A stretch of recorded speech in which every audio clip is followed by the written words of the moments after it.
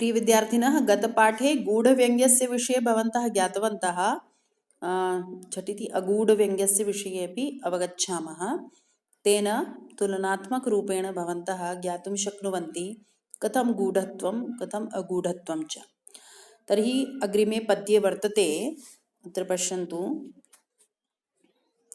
श्रीपरिचयात् जडा अपि भवन्ति अभिज्ञा विदग्धचरितानाम् उपदिशति कामिनीनां यौवनमद एव ललितानि। अन्वयं पश्यन्तु। जडा अपि श्रीपरिचयात्, जडा अपि श्रीपरिचयात् विदग्धचरितानाम् अभिज्ञाः भवन्ति। एकम् अग्रे अर्थान्तरन्यासेन समर्थनं कुर्वन् आचार्यः कथयति, यौवनमद एव कामिनीनां ललितानि उपदिशति। को अर्थः अत्र? जडाः, जडाः अर्थात् अनभिज्ञाः, ये अज्ञानिनः भवन्ति, ते अपि लक्ष्म्याः सम्बन्धात्, श्रीपरिचयात् उक्तं न, तर्हि लक्ष्म्याः सम्बन्धात् विदग्धानि चतुराणि यानि चरितानि तेषां ज्ञातारः भवन्ति, तेषां विषये ते ज्ञातुं समर्थाः भवन्ति। अतः किमुक्तं? विदग्धचरितानाम् अभिज्ञाः भवन्ति। केषाम् अभिज्ञाः भवन्ति? विदग्धचरितानां। चतुराणां यः व्यवहारः भवति तत् सर्वं ज्ञातुं तेषां सामर्थ्यं भवति। कथं? श्रीपरिचयात्, लक्ष्म्याः सम्बन्धात्। कथं? तर्हि उच्यते, यथा यौवनमदो एव, यौवनस्य मदः भवति, तर्हि तत्र कोऽपि पाठयति न चेदपि कामिनीनां ललितानि अर्थात् अङ्गानां विन्यासान् उपदिशति। यौवनस्य मदः एव उपदिशति। ललितम् अर्थात् अनाचार्योपदिष्टं स्यात् ललितं रतिचेष्टितम्, अर्थात् आचार्यः तत्र न उपदिशति यौवनकाले एवं करणीयम्, अपि तु स्वयमेव युवत्यः युवकाः वा एतत् सर्वमपि अवगच्छन्ति। किमर्थं? यौवनस्य मदः एव तत्सर्वमपि उपदिशति, तथा उपदेशं यच्छति इति। अत्र उपदिशति इति उक्तं। किं कथितम्? अत्र उपदिशति इति। उपदिशति पदमेव अगूढव्यङ्ग्यम्। यौवनमदे चेतनधर्मस्य उपदेशकर्तृत्वस्य बाधितत्वात्। यौवनमदः तु चेतनः नास्ति, अतः तत्र कथं उपदेशकर्तृता स्यात्, उपदेशकर्तृत्वं स्यात्, अतः तत्र बाधा भवति।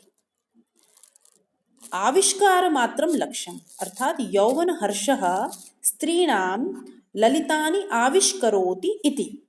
अनायासेन ललितज्ञानं व्यङ्ग्यम्। अत्र व्यङ्ग्यं कथमस्ति? सहृदयैतरैरपि वेद्यं। ये सहृदयाः न वर्तन्ते, तथा ज्ञानिनः न सन्ति, तथा तेषां काव्यवासना परिपक्वबुद्धिः नास्ति चेदपि अत्र ज्ञानं भवति। अतः एतत् उदाहरणम् अगूढव्यङ्ग्यस्य इति ज्ञातम्। इस पद्य में अगूढव्यङ्ग्य का उदाहरण आचार्य मम्मट प्रस्तुत कर रहे हैं, और सामान्य सी बात है, कह रहे हैं कि श्री के परिचय से, लक्ष्मी के संबंध से जो जड़ मनुष्य होते हैं, मूर्ख जो लोग होते हैं, वे भी कैसे हो जाते हैं?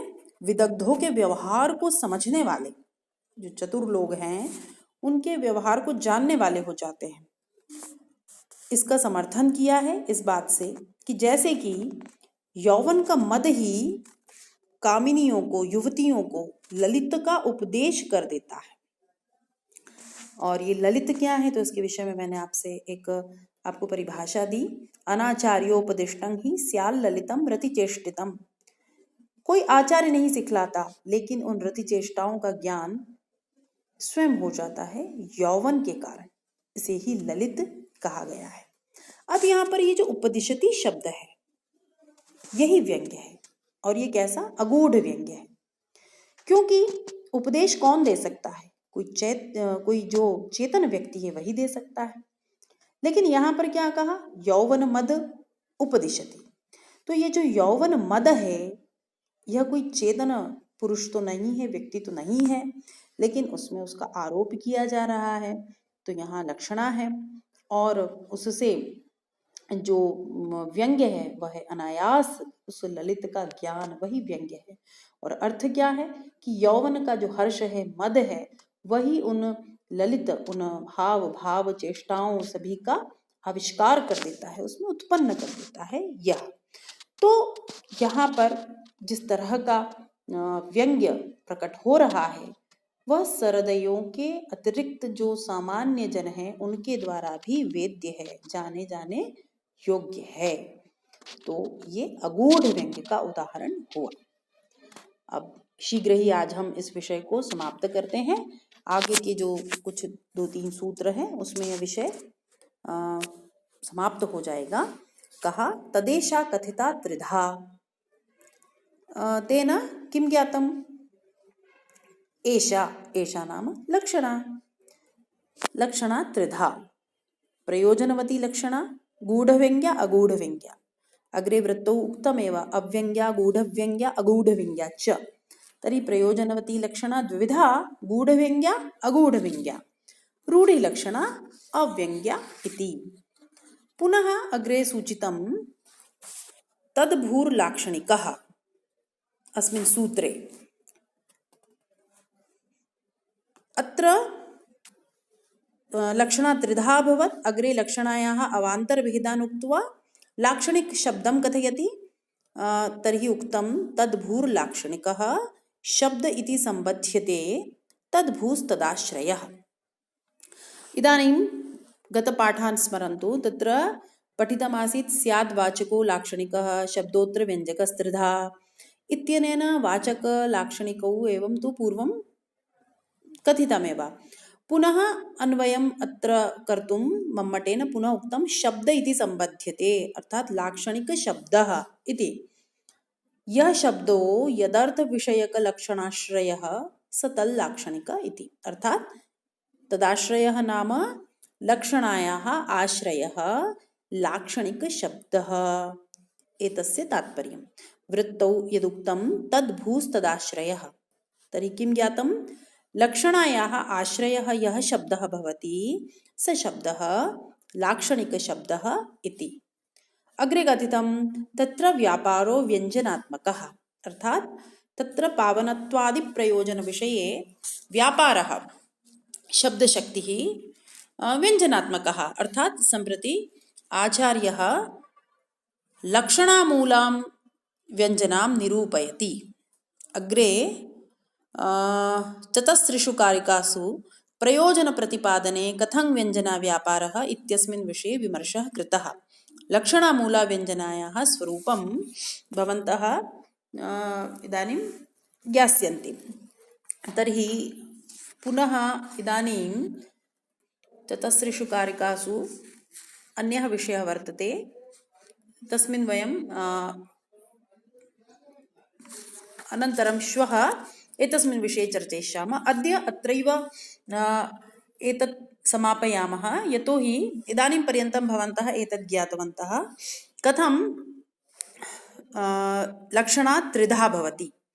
पुनश्च तत्र लक्षणायाः आश्रयः लाक्षणिकशब्दः भवति, व्यापारः व्यञ्जनात्मकः। अस्मिन् विषये इदानीं किञ्चित् विशेषरूपेण अवगन्तव्यं। तत्रापि गूढविषयः वर्तते, अतः पुनरपि एकस्मिन् पाठे वयं लक्षणायाः विषये एव ज्ञास्यामः। तदनन्तरम् अभिधामूलाव्यञ्जनायाः विषये अस्माभिर्ज्ञातव्यं। तर्हि अद्य अहं चिन्तयामि द्वयोः पाठयोः एकः विषयः समाप्तः भवति, अतः अत्रैव एतत् अद्य समापयामि। धन्यवादः।